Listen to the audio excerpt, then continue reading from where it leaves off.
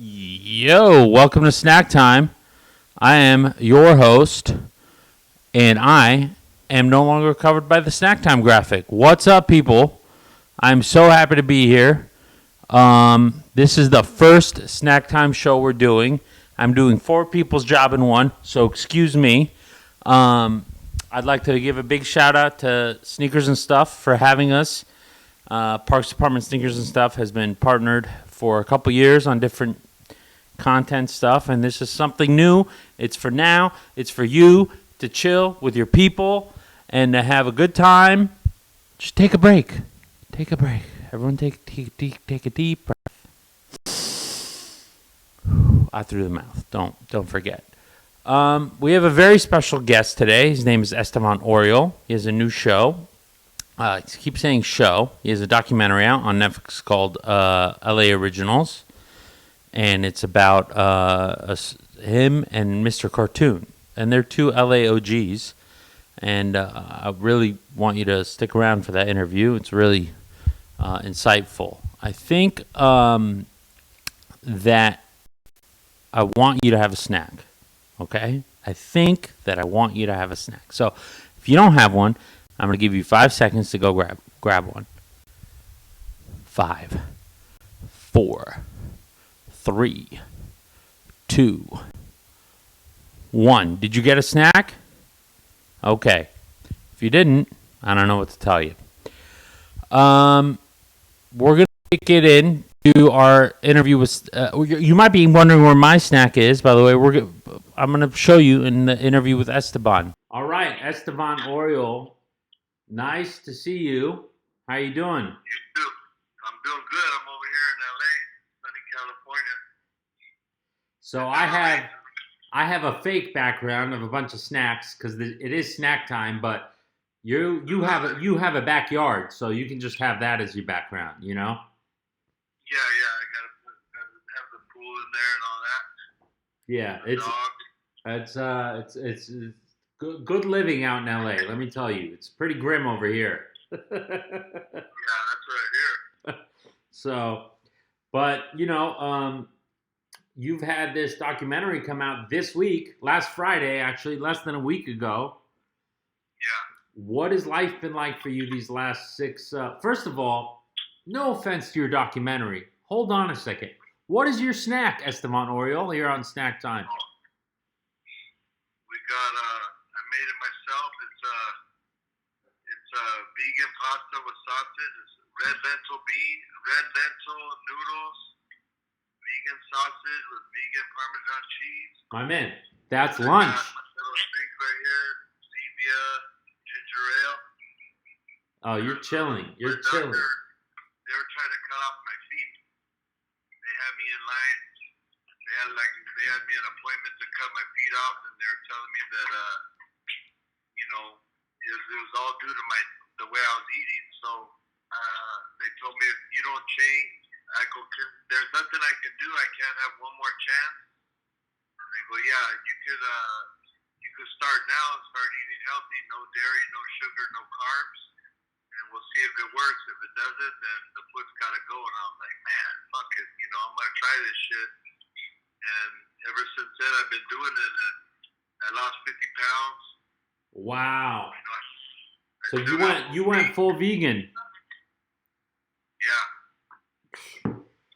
And I thought that was going to be a little short. This is what I'm eating, and it's like this is like a life-changing thing I'm hearing here. This is amazing.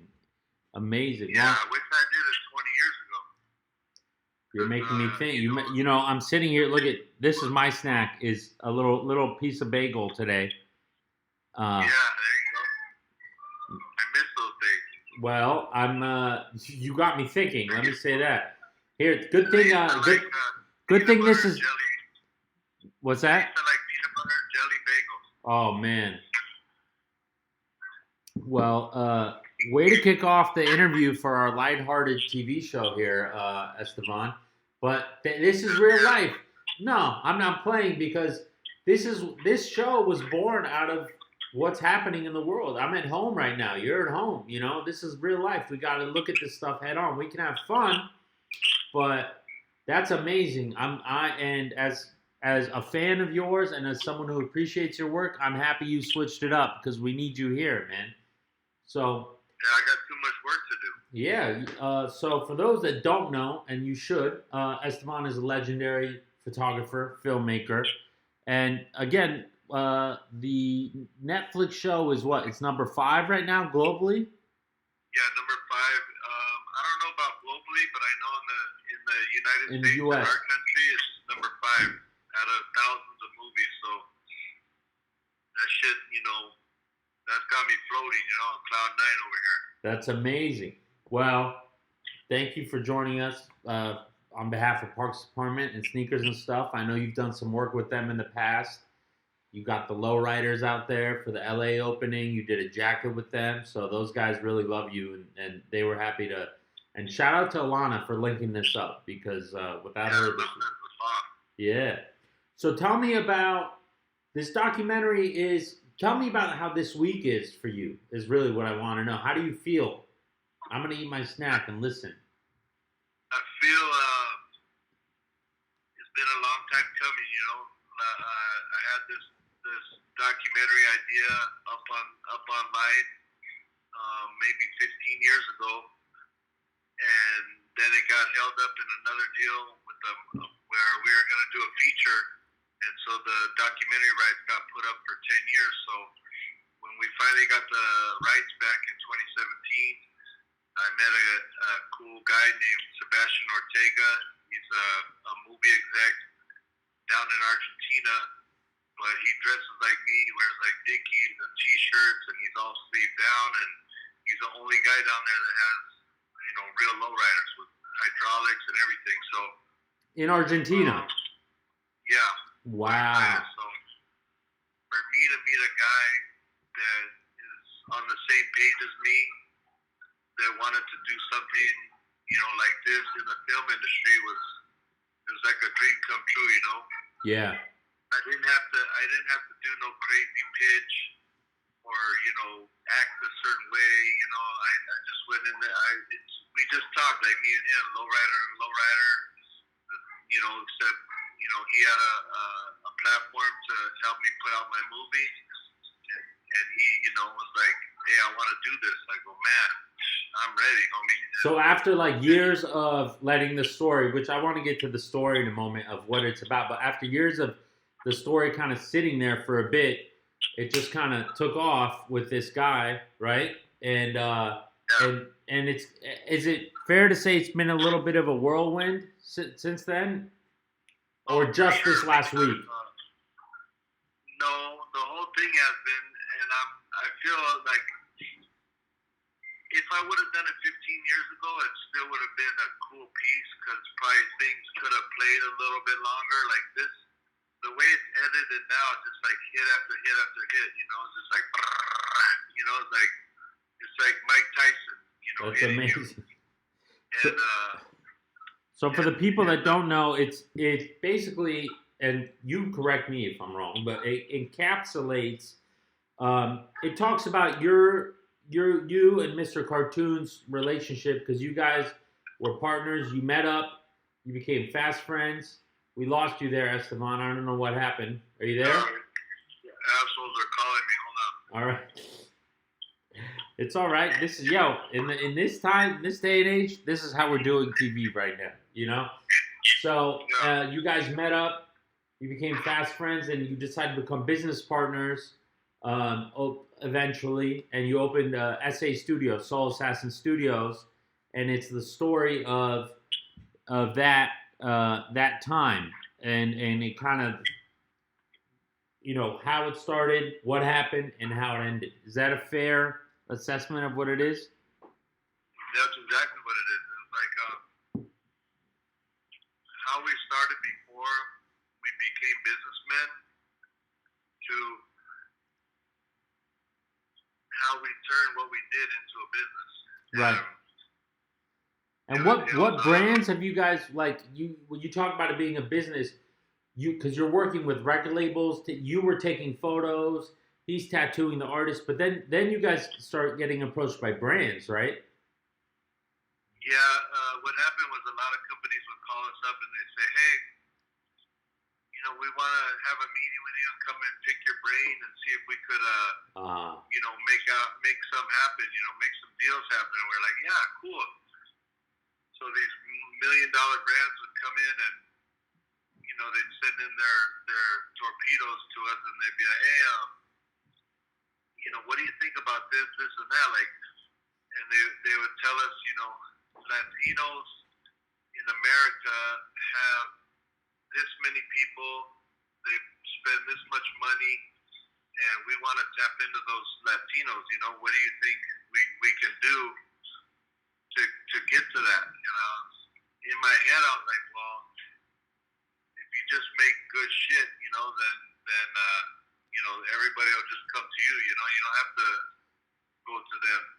But what we started noticing is that we'd go into these meetings where it was like a pick your brain meeting. They'd pick our brain, write it all down on a pad of paper. We would leave. They'd put the ideas into effect. They'd make campaigns out of it. And charge $1 billion companies a lot of money, basically, right? Yeah. And we were sitting there like dummies going, damn, that looks like my idea right there. Yeah. Fuck. That's the old Estevan. That's the old pick your brain. That's the old pick your brain meeting. It's like we don't take those anymore. After you have a certain level of experience, you're like, no, it costs to pick my brain. Yeah. That's what made us start SA Studios. I was like, man, I ain't having nobody pick my brain about shit. They want to talk to me, they got to pay. Right. So we started working with big brands and doing we did everything from events for them to campaigns to like web content and all that type of shit. And it blew up for us. It went great. One of our biggest clients at that time was Brisk, and we had a good contract with them, and we ended up bringing on 30 employees. And something happened something personal happened with the people we were working with, and then they never came back to the company. And at that time, it was like 2008, and all the big companies, were using their main marketing agencies, and then they had a bunch of boutique agencies to do alternative marketing. When 2008 hit, they shut all that down, and they just went with their main marketing and advertising agency, and they cut loose all the boutique ones. Right, yeah. So that hit hard. We had to get rid of all the 30 people and go back to the basics. But then on the flip side, you're also working with all these artists, everyone from 50 Cent. You started out with House of Pain and with Cypress Hill, the kind of whole Shady Records crew and all that. So, and you're really like the whole spectrum of the culture. Now everyone says the culture, but the whole spectrum of it is what you were kind of working in at that time. And that's... Yeah, I was in it. I was in the mix because when I first started, I was already building my lowrider. I already had my lowrider before I had my camera. So, and I was already tour managing House of Pain before I started taking pictures. Right. So when I started bringing the camera around, I was already embedded in the, like you said, in the cultures. Yeah. So it was like I was just taking out my camera to take pictures of, my life really. I wasn't coming as a photographer, seeing a cool culture and going and taking a picture of it for some, an agenda. And it came out. Your career came out organically, and out of all that came SA Studios, which you can watch on Netflix. The name of the show, how silly of us, we haven't even said, is LA Originals. It's not a show, it's a documentary, and it's Estevan's it's his directorial debut, isn't that right? So yeah, you're looking to make more films in the future, right? Yeah, I'm my goal is to make features. I love documentaries, but it's really there really is zero money when you're making a documentary because of all the work that you have to do. Yeah. Like, there's so much work that people don't even know about that goes into making a documentary, you know, especially this kind of thing where you have 25 years of footage and you just have to go through hours and hours and hours and hours of footage and pulling out seconds of, you know, hours. Yeah. I have like 200 of these mini DV tapes. Oh my I got God. reels of 16 millimeter, super 8 millimeter, just like so And much. you have to shit. convert Like, that to digital and then look at it. That's insane. That's insane. So yeah, so movies, so feature films going forward. You started a production company recently, right? Can you tell us the name of it? Yeah, it's called Sable TV and Film. Okay. That I do with my partner Marco at Valdez and Hammond Meredith. Okay, cool. And we just started out just shooting like content, going to cool places and shooting content. Then we started shooting like little mini docs, and then this happened, and we were like, you know what, we just gotta ride the wave, you know, because I didn't sign like a multi-deal. Picture, yeah, you know? yeah. I didn't sign like a multi-picture deal with the production company. So now you got to strike while the iron's hot. Yeah, I'm back out. You know. Well, Estevan, I think we're kind of running on time here, but before you go, I just want to say thank you. You're an OG, and thank you for telling your story and cartoon story. I think it's a very important story. As someone who lives in New York and has been here for the last 20-something years, you know, I knew about it, but to really get down to the nitty-gritty and the detail and see just how much work you guys had done is absolutely amazing. Absolutely amazing. So, New York was like our second home. Yeah, you guys used to come out here a lot. All the record labels were in New York, and all the shows, like, we played, you know, Roseland every year. You know, we hit up New York like a few times a year, every year for over 25 years. That's crazy. Well, I hope to see you when you come into town. Yeah, next time if they let me get back on a plane. If they let us fly again. That's right. They will. They will. Yo, Estevan Oriol, thank you very much. Thank you, brother. And we're going to keep it moving here so that we stay on time. But we'll speak to you soon. Thank you so much. Okay, so that was the incomparable Estevan Oriol. I hope you guys learned something. And if you haven't seen the documentary, please go see it. LA Originals. As for us, we'll be here next week with a new guest. Really, honestly, a big shout to SNS. They are allowing me to do this, allowing Parks Department to do this with, like, not a lot of push on their kicks and stuff like that. I know a lot of you want to know when some drops are coming. I don't know that stuff. I don't work for SNS. I'm Parks Department right here. So I just wanted to give a big shout to them. Big shout to Alana for hooking this up and to the Parks Department crew. We're going to be out. We'll see you next week. Great.